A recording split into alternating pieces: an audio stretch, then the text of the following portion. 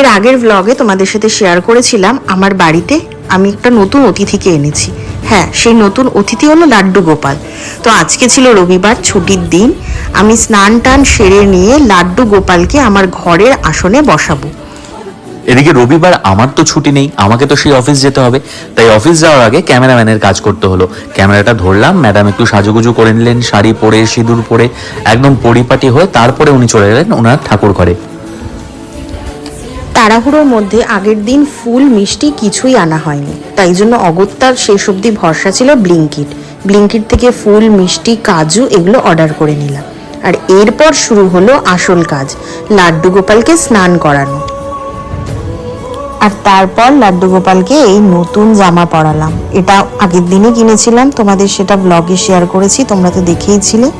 আর তোমরাই জানাও কেমন লাগছে আমার লাড্ডু গোপালকে। আর বাকি পুজোটা আমি কি করে করে নিলাম পুরোটা দেখে নাও।